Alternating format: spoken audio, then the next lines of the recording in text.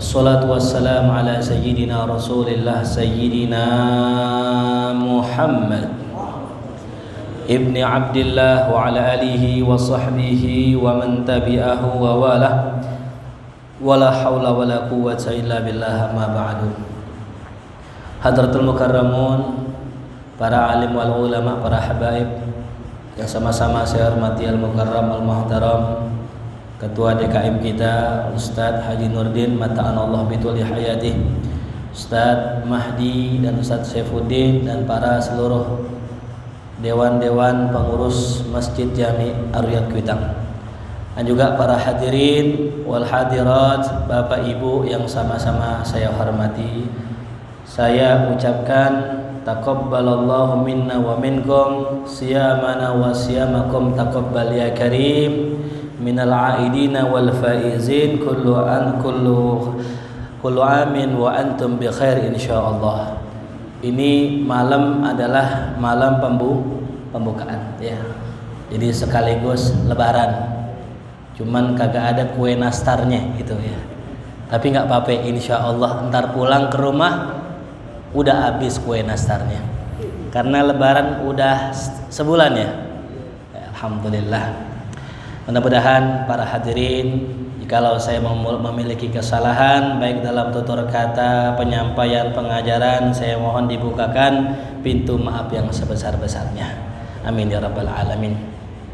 Kita melanjutkan pelajaran kita masih dengan kitab yang sama, kitab Bulughul Maram.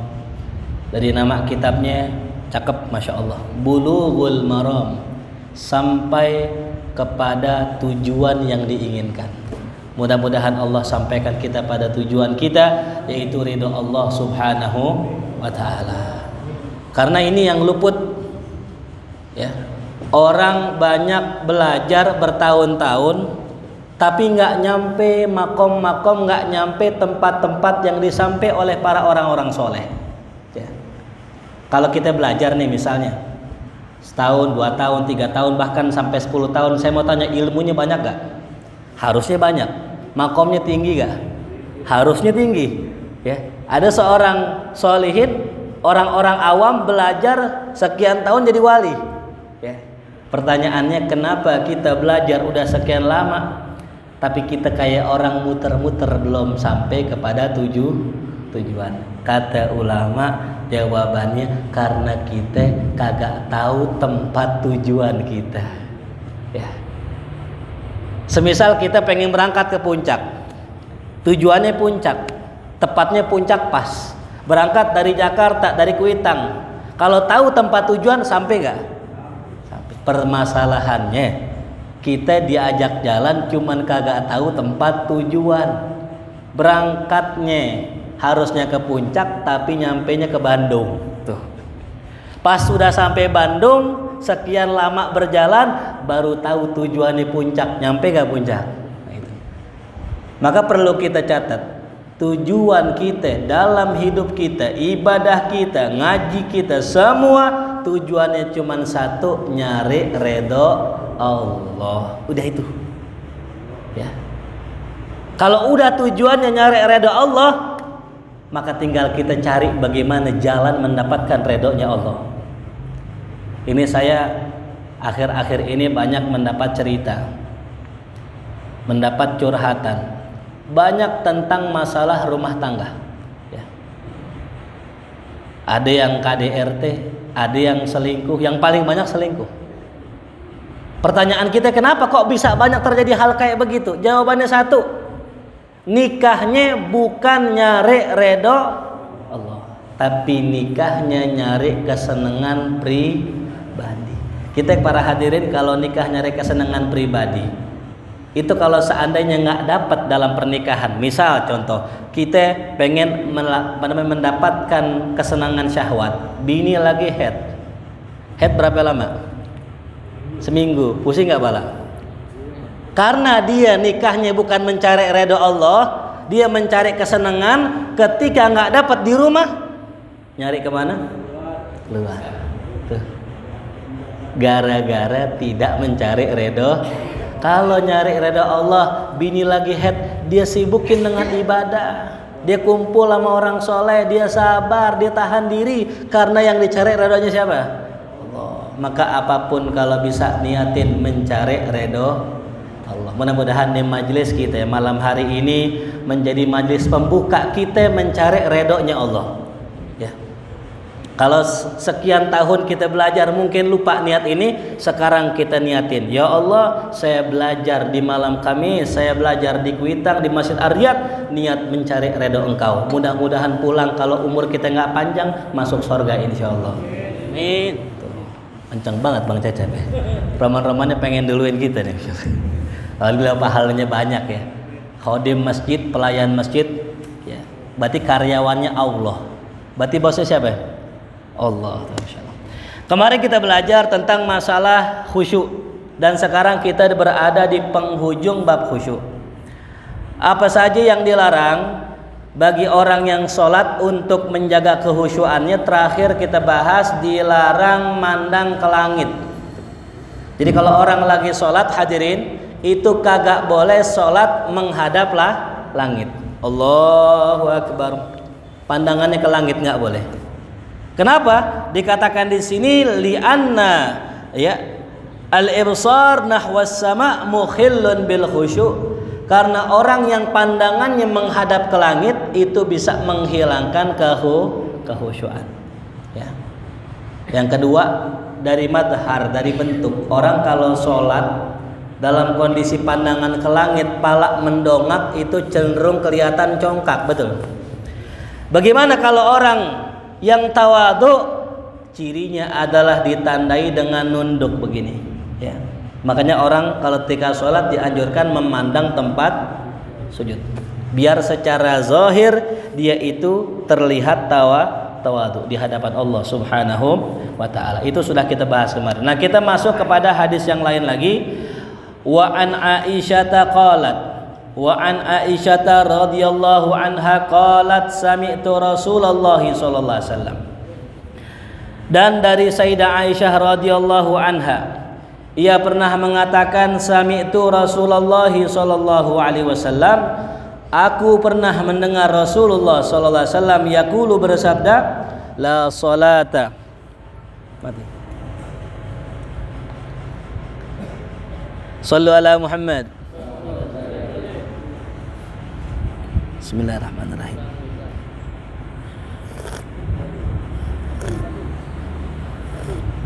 Alhamdulillah. Cepat kali, enggak? Aman. La salata bihadrati ta'amin wala huwa yudafi'uhul akhbathan.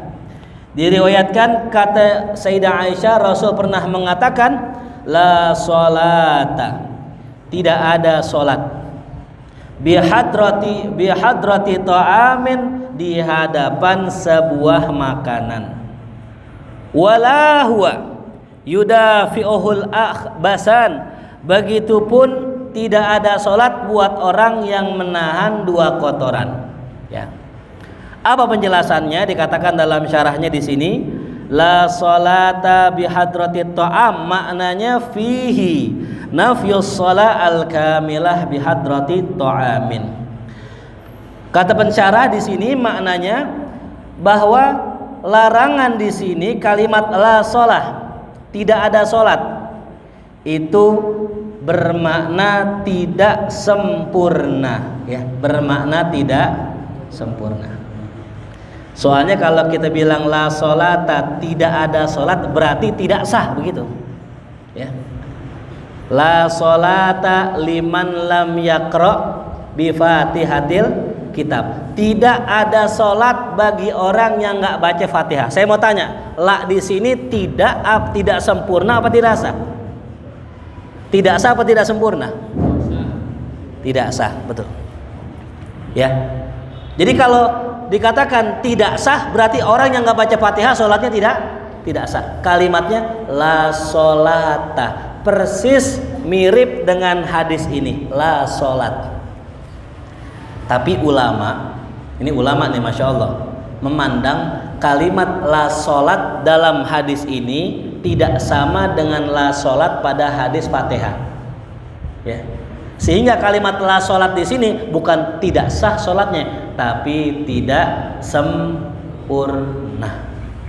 Nah ini bahaya ini kalau kita pahamin tidak sholat maknanya tidak sah. Kenapa?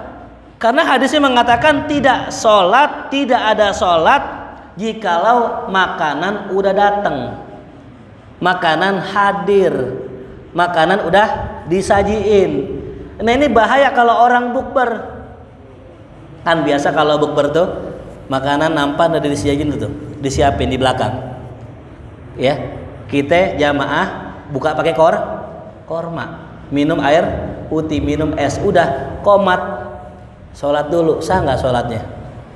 Kalau memahami la sholat maknanya tidak sah, berarti kalau kita sholat di belakang ada makanan, berarti sholatnya kagak sah. Ya, jelas ya. Walaupun makanan sepele, misal contoh kita masak Indomie, nyuruh bini kita. Pas pengen sholat, bini kita udah bilang, bang udah matang minyak, sholat Allahu Akbar, agak sah sholatnya. Karena Indomie udah matang, karena salah memahami hadis. Makanya kita nggak boleh sembarangan memahamin hadis sendiri. Ya. Ada tuh orang belajarnya Sahih Bukhari Muslim. Nah ini contoh orang belajar sembarangan. Kok bisa begitu Ustadz? Untuk bisa memahami Sahih Bukhari Muslim itu kelasnya kelas doktor. Ya. Kalau kita bisa memahami Sahih Bukhari Muslim walaupun pakai terjemahan itu kudu pakai guru. Karena ntar begini nih jatuhnya nih. Tidak sah sholat orang yang udah hadir makanan. Nah repot ini. Makanya ulama mengatakan bukan tidak sah tapi tidak sempurna. Ya. Kenapa nggak sempurna? Terus hukumnya apa? La di sini haram, makruh. Kata ulama, la di sini bermakna makruh. Ya.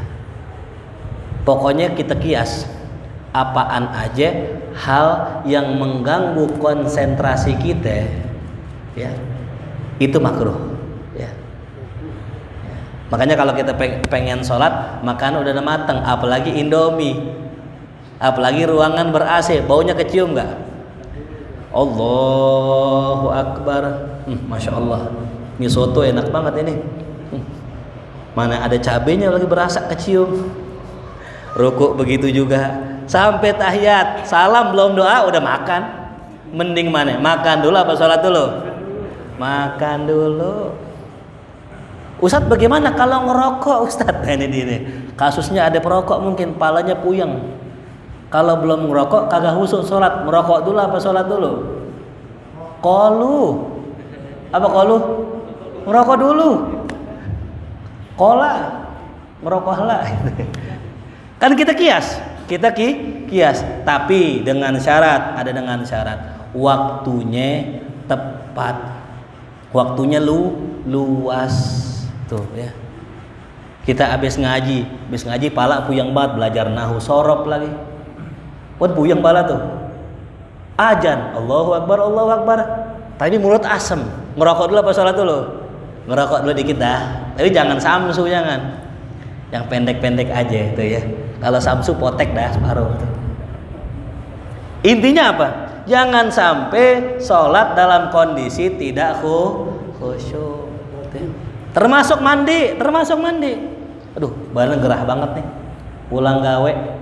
Ya, kalau orang-orang kampung pulang dari sawah, kira-kira mandi dulu apa sholat dulu? Mandi dulu. Ya.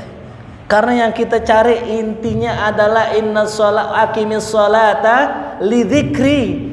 Dirikan sholat untuk mengingatku, kata Allah. Bagaimana kita mau ingat Allah kalau kita sibuk dengan gangguan diri sendiri itu? Ya. Makanya ya kehusyuan sholat itu kata ulama tasawuf lebih didahulukan daripada kesunahan-kesunahan yang lain. Kata ulama tasawuf ya. Sehingga ulama tasawuf berpandangan kalau seandainya kita sholat dalam kondisi badan kita kotor, terus kita berjamaah, mending kita mandi dulu. Nanti ke masjid lagi ngapain? Cari orang yang mau bantuin kita berjamaah tuh ya. Kalau punya bini enak ya. Tinggal nyuruh apa? Neng, makmuman tuh. Jadi akur. Nah masalahnya bininya belum Ustadz. Ya insya Allah dah. Kita doain yang belum kawin lagi, kita doain dapat bini lagi insya Allah. Ini udah lebaran ini ya. Amin ya rabbal alamin ya. Kemudian dikatakan qala Nawawi, Imam Nawawi berkata, karahatus shalah bi hadratit ta'am alladhi yuridu aklahu lima fihi min inshighalil qalb ya wa dhahabi kamalil khusyu'. Imam Nawawi mengatakan makruhnya salat, makruh hukumnya salat ya kalau makanan sudah hadir. Yang mana makanan itu ya kita pengen memakannya ya. Jadi kalau kita lihat ada makanan yang kita pengen nggak makan maka nggak makruh nggak. Contoh kita udah kenyang nih, udah begah ya, atau enggak kita nggak pengen makan, terus ada yang nyiapin makanan bukan buat kita. Sholat apa makan? Sholat. Lah orang bukan buat kita, lah pede banget kita kan ya. Jadi kenapa orang nggak fokus? Karena itu makanan ditujukan buat dia, gitu. Sebagaimana kisah Sayyidina Ali ya, yang pernah saya ceritakan sebelum bulan puasa kemarin. Rasul bilang kagak ada orang yang bisa khusyuk sempurna, nggak ada. Sampai Nabi sendiri pun kadang suka ingat umatnya, cuman Nabi nggak pernah lalai. Tuh ya. Sahabat pun sama, ulama-ulama pun sama, pernah ada kisahnya begitu. Nah, Sayyidina Ali nggak percaya, enggak ya Rasul, saya bisa khusyuk sempurna. Apa kata Rasulullah? Ya udah Ali, kalau ente bisa khusyuk, ntar ane kasih sorban. Bener nih Rasul nih, sorban dari antum bener. Pulang Sayyidina Ali sholat, Allahu Akbar, dibisikin. Ntar sorbannya warna apa ya tuh? Ntar sorbannya kira-kira gimana ya? Kepikiran. Sayyidina Ali ya, selesai sholat ngadu sama Rasul, sodakta ya Rasulullah, bener engkau ya Rasulullah, tadi saya sholat kagak khusyuk mikirin sorban api yang pengen antum kasih. Kenapa dipikirin sorban? Karena pengen dikasih. Kalau sorbannya nggak pengen dikasih, kepikiran nggak? Insya Allah sih enggak. Tuh ya. Jelas paham ya? Jadi makanan yang sudah hadir dan itu pengen kita makan, itu bisa menyibukkan hati kita, menghilangkan kesempurnaan khusyuk kita. Wa taqaddam anna mithla hadza yu'awwal bil kamilah, dan hadis ini ditakwil, bukan tidak sah tapi tidak sempurna ya. Lalu yang kedua yang bisa membuat sholat kita makruh adalah yudafi'uhul akhbathan, menahan dua kotoran, menahan kencing dan menahan buang air besar. Itu juga makruh hukumnya ya. Jadi kalau kita pengen ke masjid, udah masuk masjid terus tiba-tiba pengen kencing dulu ya. Apalagi pengen BAB dulu, karena BAB lebih sulit ditahan daripada kencing ya. Jangan sampai kejadian kalau kita udah pengen ya, udah kebelet, udah wudhu nanggung katanya, akhirnya sholat, khawatir nanti pas lagi ruku bisa keceplosan tuh ya. Kan yang namanya kalau kita nahan kentut nih, kadang nih kalau ada orang nyolek dikit gitu bunyi itu ya. Ini pernah kejadian, saya punya teman lagi sholat, mungkin dia lagi nahan kentut kali gitu. Ada anak kecil resek gitu, dipencet sininya, pasti pencet bunyi, gitu. Nah, itu gara-gara menahan angin tuh ya. Nah, jadi kalau kita ya pengen buang air besar, buang dulu. Di sini dikatakan apa? Ya. Wa fihi karahatus shalah. Nah, di sini juga ada kemakruhan salat bi mudafa'atil akhbathan, dengan menahan dua kotoran tadi, li ikhlalil khusyu'i wa isghalil qulub ila ghairi shalah, karena bisa menghilangkan khusyuk dan ya menyibukkan hati kepada selain salat. Wa yuqasu bihadaini ma fi ma'nahuma, maka dikias dengan dua ini apa yang semakna dari keduanya. Nah, jadi Nabi enggak nyebutin banyak. Nabi nggak nyebutin apa hukumnya orang kalau pegang HP-nya bunyi, apa hukumnya orang ke masjid bawa HP, Nabi nggak nyebutin itu. Nabi cuma nyebutin kalau orang pengen sholat udah ada makanan, makan dulu. Al-asya qoblal Isya. Yang kedua, Nabi nyebutin kalau nggak boleh nahan sesuatu yang ada dalam diri kita. Nabi nyebutin dua, gangguan di luar, ame gangguan di dalam. Intinya itu. Jadi orang sholat itu gangguannya dua, di luar, ame di dalam. Isyarahnya dari kata apa? Dari kata makanan, ame dari kotoran di dalam diri kita. Nah ini dua sumber kenapa orang nggak bisa khusyuk, itu dua. Di luar contoh misalnya sholat Allahu Akbar, gerah. Orang kalau gerah bisa khusyuk gak? Nggak bisa. Makanya masjid ini kudu ada nih kipas angin. AC ada gak AC? Nah, alhamdulillah banyak nih. Nyala gak nih? Nyala ya, alhamdulillah tuh ya. Nah, jadi kalau misalnya kita sholat tahu kalau kita gerah nggak khusyuk, cari di bawah apa? Angin. Tapi kan nggak semua orang demen angin. Orang tua malah menghindari angin, betul ya? Saya kalau punya jamaah tuh ada jamaah kita yang nggak demen angin. Pokoknya sahabat ada angin menghindar aja dia. Nah itu berarti nggak boleh pakai angin. Cari tempat yang nggak ada angin nih. Gitu. Itu namanya gangguan. Sama kayak handphone tadi tuh. Saya sebelum sholat ya, saya cek dulu HP saya. Kenapa saya cek HP dulu? Takut pas lagi sholat apa? Bunyi. Ya. Cuman tolong nih pengurus kalau nulis tulisan yang benar di masjid. Kadang tulisannya keliru. Ya, tolong yang bawa handphone tolong dimatikan begitu. Kan kasihan orang lagi bawa handphone dimatiin kan gitu.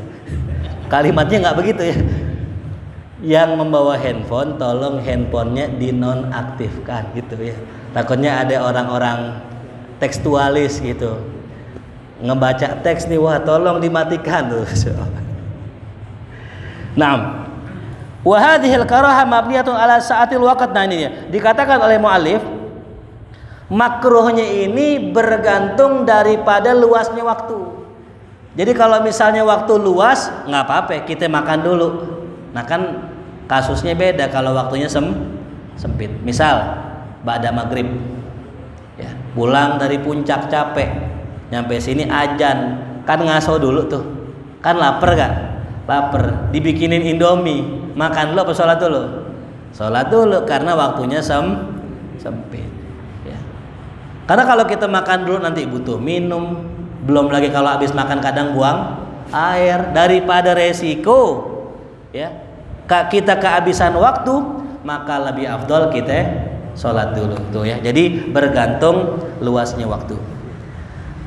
Faman shalla inda mudafa'atil akhbathaini aw bi hadrati ta'amin yashtaqu ilaihi wal waqtu muwassa' faqad irtakaba makruhan. Siapa orang yang dia itu nahan buang air atau dia itu sholat di hadapan makanan yang dia pengen makan sedangkan waktu masih panjang, masih luas, maka ia sedang mengerjakan perkara yang makruh. Tapi wassalatuhu sahihah, salatnya tetap sah. Indana menurut kami mazhab Syafi'i, wa indal jumhur menurut ulama jumhur. Nah, bagaimana Ustadz? Kita udah pernah ngamalin kayak begitu. Kita pernah makan dalam kondisi makanan sudah hidang, udah disiapkan. Nah, katanya di sini lakin yustahabbu i'adatuha, boleh diulang. Disunnahkan diulang tuh, ya. Jadi yang bagus habis kita sholat rapi, kan tadi salah tuh, ngulang lagi, disunnahkan. Karena yang sholat yang pertama makruh ya. Jadi disunnahkan ulang tuh ya. I'adah boleh ya, ngulang sholat boleh. Sama kasusnya kalau kita misalnya udah sholat di rumah, di masjid, di rumah misalnya di rumah ya.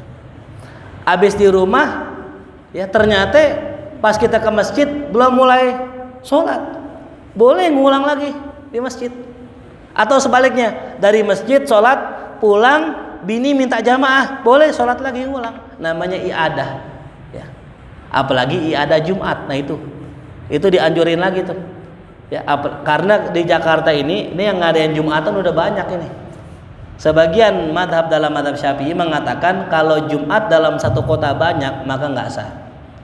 Ketika nggak sah maka ya diwajibkan mengulang. Cuman sebagian mengatakan ya, ulama-ulama Syafi'iyah kekinian mengatakan kalau zaman sekarang udah maklum ya, Bahkan satu RW di tempat saya ada 7 Jumat. Satu RW ada 7 Jumat yang ngadain Jumat. Itu sah-sah aja. Kenapa? Karena tempatnya sudah tidak menampung gitu. Jadi kalau nanti ariatnya udah nggak nampung, ya, misalnya udah penuh bahkan sampai ke taklim misalnya, itu boleh bikin tempat baru, bikin masjid baru boleh. Tapi kalau nggak masih nampung, apalagi atas masih kosong, jangan.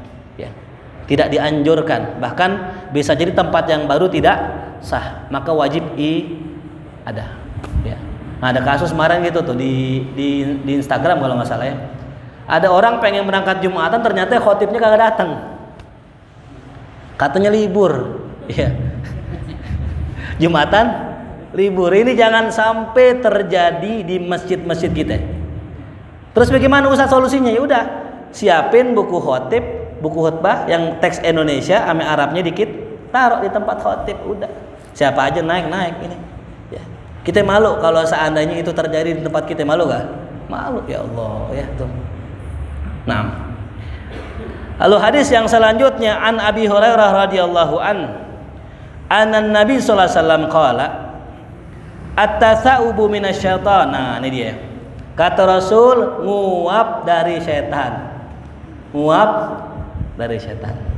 Tapi kalau ya bersin dari siapa? Allah. Tuh, berbedanya gitu. Jadi kalau kita lebih banyak bersin daripada nguap, berarti kita insya Allah disayang Allah. Karena bersin dari Allah.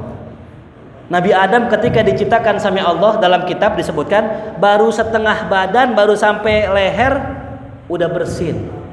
Nabi Adam nih baru setengah badan, ruhnya ditiupkan sama Allah udah bersin. Lantas Nabi Adam mengucapkan alhamdulillah. Malaikat menjawab yarhamukallah. Itu sejarahnya begitu.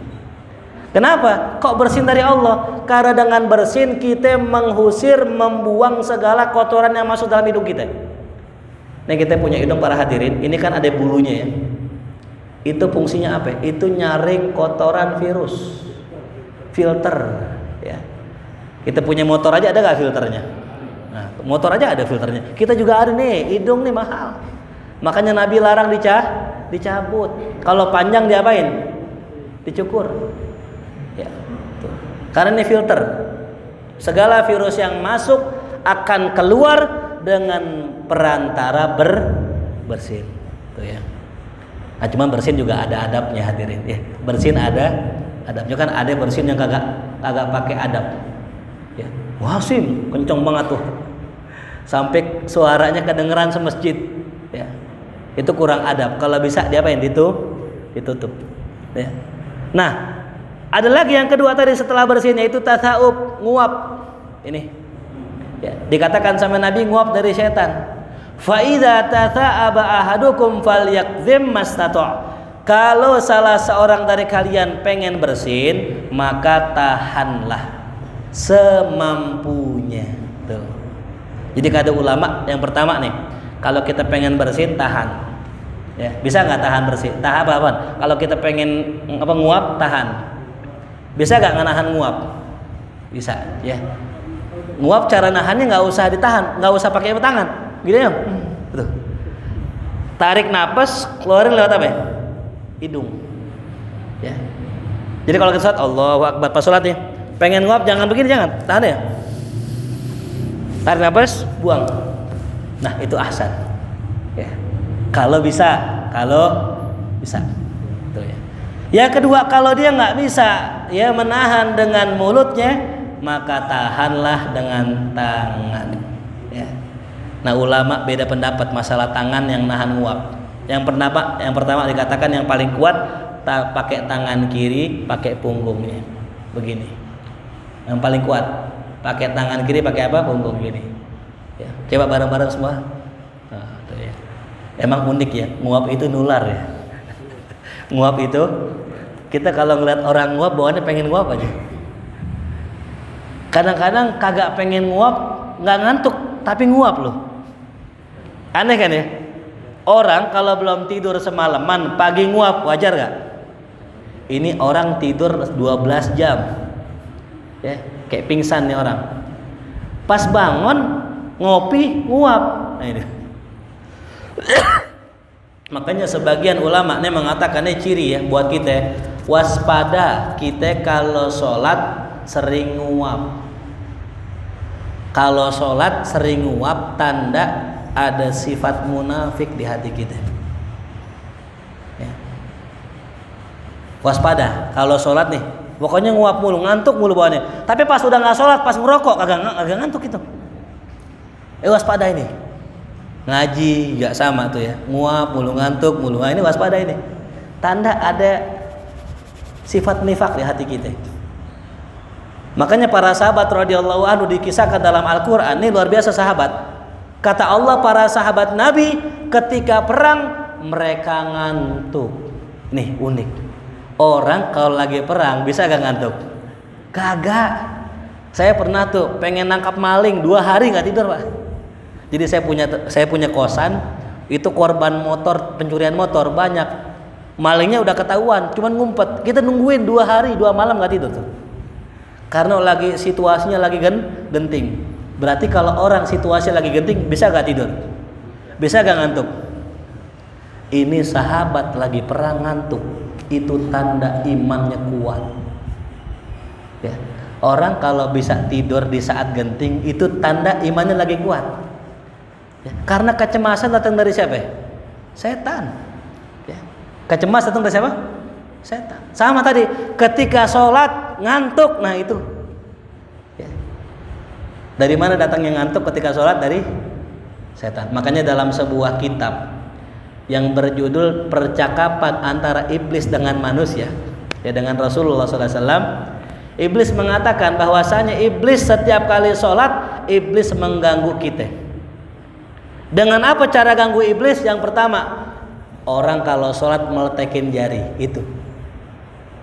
Buat kita meletekin, buat iblis itu adalah tasbih mereka. Jadi kalau kita tek, itu buat iblis itu tasbihnya mereka. Ya. Makanya kalau kita sholat jangan meletekin jari, lagi begini kayak, ada begini kan, ada kayak begini. Ada yang liatin kuku begini. Sempet-sempetnya ya Allah ya Karim. Di hadapan Allah kita makruh ya, bahkan di dalam masjid ya, kalau bisa jangan mertekin jari, makruh sebagian ulama mengatakan begitu. Gitu. Makanya ada orang sholat ya tadi stretching namanya ya. Anda diajarin tuh sholat gini. Sholat nih, gerakan sholat itu faidahnya masya Allah. Kalau kita sholat Allahu Akbar, ruku begini lurus, takbir begini, itu memang betul sholat. Ini kalau kita ungkap rahasianya, ternyata itu sehat loh. Cuman ya, kalau kita lagi sholat jangan mikirin itu gitu. Betul gak? Kita nih kalau sholat kan sedang menghambakan diri sama Allah. Jangan mikirin kesehatan. Ini biar sehat, takbir gini, Allahu Akbar. Yang dipikirin sehat, bukan dipikirin Allah, malah dipikirin apa? Ini kita nggak menyalahkan para praktisi pengobatan dengan gerakan sholat, nggak. Cuman tolong jangan bawa itu dalam sholat gitu. Jadi kalau kita misalnya lagi ruku, sambil kita ingat-ingat apa yang dikatakan oleh instruktur kesehatan kita tuh, kalau ruku begini, nanti nilai ketawaduannya hilang, nilai konsentrasinya hilang. Yang kita pikirin manfaat dan sehat itu. Padahal bukan itu yang mesti kita pikirin. Inna sholati wa nusuki wa mahyaya wa mamati lillahi rabbil alamin. Nah, jadi kembali lagi tadi ya, nggak boleh apa tadi? Meletekin jari di mana? Di masjid. Yang kedua, kalau nggak meletekin jari kata iblis, saya akan goda itu manusia dengan saya tiup hidungnya sehingga nguap. Kalau sudah nguap kata iblis, saya akan masuk ke dalam rongganya, saya masuk ke dalam mulutnya, lalu saya acak-acak dalam mandirinya, saya kuasai tubuhnya sampai dia jadi orang yang rakus dengan dunia. Tuh. Jadi orang bisa rakus maruk ame dunia gara-gara nguap. Ya, makanya nguap kudu diapain? Biar apa ya? Biar setan nggak masuk. Ini kita kebanyakan nonton film jin dan jun kali mungkin ya. Kalau jin itu katanya bisa nembus tembok, enggak juga hadirin. Ya, ini mah film, TV. Apa ajaran Rasulullah? Rasul ajarkan kalau masuk rumah tutup baca apa? Bismillah. Setan nggak bisa masuk. Ah gampang Ustaz, lewat tembok deh. Ini kan ajaran dari mana? Enggak, jin sama kayak kita. Man bentuknya aja halus. Kalau urusan yang namanya masuk rumah tetap lewat pintu. Ya. Jelas paham ya? Jadi kalau kita masuk rumah kita bacain bismillah, jin nggak bisa masuk itu. Nggak bisa nembus nggak? Kalau kata orang kan bisa nembus enggak. Makanya sama, kalau kita tutup begini, bisa nggak setan masuk? Ya. Jadi yang kita khawatirin tadi, kalau kita nguap lagi sholat, setan masuk ke dalam diri kita. Dijadikan kita itu rakus dengan dunia. Yang kedua, males ibadah. Kenapa? Lah isinya setan mulu. Pantas kalau ngomong dikit-dikit setan tuh. Karena memang isinya apa tuh? Setan. Dan yang terakhir, maka iblis mengatakan, saya jadikan orang yang udah masuk ke dalamnya setan itu orang yang taat kepada setan. Makanya kalau kita kadang suka ngerasa berat ibadah, ngerasa berat berbuat taat, itu bisa jadi nguap nggak ditiup itu. Ya, sesimpel itu. Itu yang pertama. Yang kedua, selain tangan kiri, ada yang mengatakan kalau tangan kanan tutupnya begini biasa. Ya, jadi tangan kanan tutupnya begini, tangan kiri tutupnya dengan punggungnya. Ada juga yang mengatakan, pendapat ketiga mengatakan dua-duanya begini. Ya. Itu. Yang jelas kalau bisa pas nguap jangan mangap aja itu. Taruh udah pasti nggak cakep udah. Orang secantik-cantiknya, secakep-cakepnya, model internasional, kalau udah nguap pasti betul ya? Makanya guru kita ngelarang, kalau moto ustadz, moto guru satu, jangan lagi tidur. Ini moto orang siapa aja dah kalau bisa, moto jangan lagi tidur. Kenapa? Orang kalau lagi tidur jelek, lagi mangap lah. Adab nih, ya, peserta iktikaf dipoto gitu. Mana lagi mangap, mana sarungnya keangkat lagi. Ya. Yang kedua, lagi makan. Orang lagi makan jangan diapain? Jangan dipoto. Ini kiai lagi makan, lagi maulid dimakan foto. Kenapa? Lagi mangap lagi gitu. Adab tuh ya, jangan moto orang lagi makan tuh ya. Nah sama termasuk lagi nguap tuh ya. Jadi kalau kita apa tadi ya, nguap ya, setan kata dalam hadis itu menertawakan kita tuh ya. Kalau kita nguap dan kita mangap, nah itu setan ketawa. Tapi kalau kitanya nggak nguap, nggak mangap, pas kita nguap kita tutup, setan nggak ketawa tuh ya. Jadi selain daripada tadi bisa dimasukin setan, itu jadi hiburan buat setan. Nah maka Nabi mengatakan fal yakzim, maka tahan. Kalimat kazim ini bahasa sebenarnya bukan buat nguap, tapi buat marah. Ya. Dalam Al-Quran Allah berfirman, walladzina yunfikuna fis sarra'i wad dharra'i wal kaziminal ghaiz. Orang yang menahan marah. Coba antum bayangin kalimatnya. Kazim. Ya, ada Habib namanya Habib Kazim. Kazim maknanya menahan. Kenapa Nabi nyuruhnya fal yakzim? Ini maksudnya upaya keras, yang kuat nahannya. Kalau bisa tahan, mastato'ah. Ya. Karena memang ini masalah nguap ini masalah yang ya, luar biasa ini. Antum bayangin coba ya, kalau masalah nguap ini sepele, Nabi nggak nyuruh nih pasti. Nabi nggak nyuruh kita begini. Ya. Sama masuk WC pakai apa tuh? Pakai peci. Kenapa ya pakai peci? Agar kita nggak dimainin jin. Ya. Begitupun sama kita pakai sendal pun sama. Jadi perkara yang remeh yang kita anggap sepele ini penting loh. Ya. Coba bayangin, cuman gara-gara ngobrol pas azan matinya suul khotimah. Orang azan dia ngobrol, nggak peduliin azan, nggak jawab azan, itu bisa suul khotimah matinya. Nauzubillah. Berat lisannya mengucapkan la ilaha. Ini kan bahaya ini. Makanya untuk urusan sepele kayak begini, Nabi sampai pakai kalimat fal yakzim mastata. Ini berarti masalah nguap ini penting. Tuh ya. Coba waktu kita lagi rapat nih sama presiden. Presiden ngomong depan kita, kita nguap, tersinggung nggak presiden? Ya.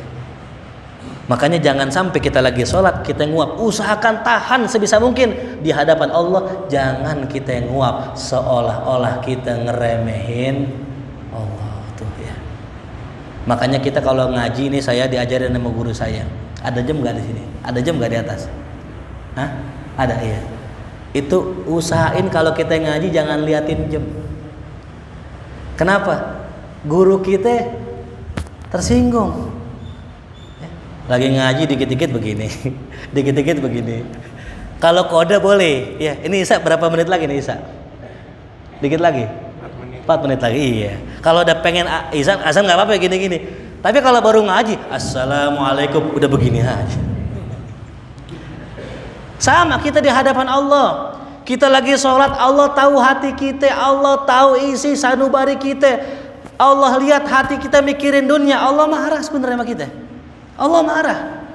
Ya Allah, hamba ini nggak tahu diri, udah nikmat aneh kasih, kaya aneh kasih, pas lagi ngadap aneh yang dipikirin bukan aneh tapi dunia itu. Allah marah itu. Cuman Allah nggak begitu, Allah masih maklumin kita. Ya. Jelas paham ya? Ini azim, ini luar biasa. Makanya ketika kita sholat kalau bisa jangan sampai kita nguap. Kenapa? Karena secara nggak langsung kita sedang menghinakan Allah. Tuh. Ini syariat. Ya. Zohirnya syariat, tapi batinnya ini yang luar biasa. Maka dari itu nih kita coba perhatiin tuh ya. Nah, apa kaitannya nguap dengan khusyuk? Sebagaimana tadi, nguap bisa menghilangkan khusyuk. Khususon lagi baca Quran ini. Orang sholat nih baca Fatihah nguap, ulang. Iyyaka na'budu wa iyyaka na'budu wa iyyaka nasta'in. Gara-gara nguap iyyaka na'budu wa hilang hurufnya. Sah nggak Fatihahnya? Nggak, ulang. Tapi nggak ulang semua. Cukup ayat yang tadi terakhir gitu ya. Jadi pas iyyaka na'budu wa iyyaka, ulang lagi. Iyyaka na'budu wa iyyaka Aneh kemarin ngalamin. Baru tumben ngalamin, tahu-tahu cekukan. Lagi sholat pas baca Fatihah. Pernah nggak? Ya. Siratal ladzina an'amta. Bagaimana kalau kasusnya cekukan, bukan nguap? Tetap harus ulang. Karena di antara syarat membaca Fatihah ada yang namanya mualah. Apa mualah? Bersambung. Harus nyambung dari ayat pertama sampai terakhir, nggak boleh keputus. Kalau satu ayat keputus dengan cekukan, dengan nguap, maka ulang dari ayatnya. Tapi kalau yang keputus antar ayat, contoh Alhamdulillahirabbil alamin. Astagfirullah, ayatnya apa tadi ya? Lupa. Ayo, Ar-Rahmanir-Rahim, itu ulang karena sudah terputus dengan kalimat ajnabi atau terputus dengan zikir. Alhamdulillahirabbil alamin. Alhamdulillah, nikmat banget ya, nikmat. Ulang lagi ya. Jadi kalau kita keputus dengan keputus ayat, maka yang diulang surat ya. Antar ayat yang diulang surat. Tapi kalau yang keputus ayat gara-gara nguap atau tadi cekukan, maka cukup ulang ayat sebelumnya. Nah, itulah akhir daripada bab kita. Intinya kalau sholat kudu khusyuk. Nabi kita Muhammad SAW suatu hari lagi khutbah. Habis sholat nih, Nabi habis sholat. Pas banget Nabi pakai cincin, hadirin nih, pakai cincin. Habis sholat pakai cincin rapi, karena cincin hadiah. Ya. Itu para sahabat Nabi lagi khutbah kagak husu sama cincinnya Nabi. Nabi lagi khutbah. Kan kalau orang Arab kan khutbah pakai angkat tangan. Sahabat ngeliatin cincinnya Nabi. Wah, bagus juga cincinnya Nabi. Jadi nggak fokus sama Nabi. Nabi ambil, Nabi buang cincinnya. Apa maksudnya? Kalau kita lagi ngomong sama guru, sama ulama, jangan fokus kecuali sama ulama. Kalau kita lagi sholat jangan fokus kecuali ame sholat. Segala yang menghalangi sholat kita, menghalangi khusyuk kita, ganti. Nabi lagi sholat ya hadirin, pakai jubah. Jubahnya ada rombe-rombenya. Jubah di pembagian ada apa? Ada pernak-perniknya. Makanya kalau kita lihat ulama, kayaknya nggak ada tuh ulama yang pakai rombe-rombe ilah hadiah. Pakainya ya putih, ya polos, ya. Nabi pakai tuh jubah hadiah. Pas sholat ngelihat rombe-rombenya, Nabi nggak khusyuk tuh, bayangin. Nabi kagak khusyuk. Nabi selesai sholat bilang sama Sayyidah Aisyah, tolong kembalikan kepada yang ngasih. Artinya apa? Kalau kita pakai sholat kita nggak nyaman dengan baju kita, ganti baju kita. Itu. Ya. Suatu hari Nabi juga sama, Nabi pakai sendal. Sendalnya bagus, keren, ya, top dah pada zaman Nabi dulu. Nabi ngerasa nih sendal kayaknya sangat menakjubkan, mengganggu kehusyuannya. Nabi copot, Nabi kasih sahabatnya tuh. Jadi pelajarannya apa? Apapun yang ganggu hubungan Nabi sama Allah, baik di sholat atau di luar sholat, Nabi lepas itu yang gangguin. Ya, sebagaimana sahabat Abu Tolha lagi azan asar, dia lagi di kebunnya, lagi ngeliatin kebunnya yang cakep. Orang Arab kan kalau ngeliatin kebun indah, karena kebun di sono jarang kebun, kalau di sini kebun dulu. Liatin kebun cakep, azan asar kagak ngeh. Udah orang pulang sholat baru tanya, habis ngapain? Habis sholat asar. Astagfirullah, gara-gara kebun, aneh lupa sama Allah, disedekahkan kebunnya buat Rasulullah. Tuh ya. Burung, ada gak burung? Lagi main burung, tahu-tahu azan kagak ngeh sholat johor. Diapain tuh burung? Dilepas, dijual. Sayang main 3 juta ya. Jadi intinya apa? Apapun yang menghalangi kita sama Allah, termasuk anaknya Abu Bakar Siddiq, ya, yang bernama Abdurrahman kalau nggak salah, pengantin baru nikah. Abu Bakar lewat rumahnya, lagi ngobrol sama bininya, pengantin baru biasa begitu. Lagi anget-angetnya ya, masih aku kamu ngomongnya. Selesai lewat masjid, berangkat sholat ke masjid, pulang masih ngobrol. Sayyidina Abu Bakar Siddiq masuk rumahnya. Ya Abdurrahman, tallik zaujatak, ceraiin bini ente. Ceraiin bini. Oh. Kenapa diceraiin? Gara-gara bini ente lupa sama siapa? Ceraiin gitu. Karena anak taat diceraiin sama Abdurrahman bin Abu Bakar, diceraiin. Cuman Abu Bakar kasihan ya Allah ya. Cuman masalah gini aja, udah rujuk lagi. Pelajaran buat dia. Meskipun kita sudah menikah, meskipun kita sudah dapat nikmat, jangan pernah lupa sama Allah. Itulah pelajaran buat kita malam hari ini. Mudah-mudahan menambahkan kehusyuan kita. Amin ya rabbal alamin. Mungkin sebelum kita tutup, mau ada yang nanya? Mungkin satu pertanyaan. Bismillahirrahmanirrahim. Pak Haji mungkin?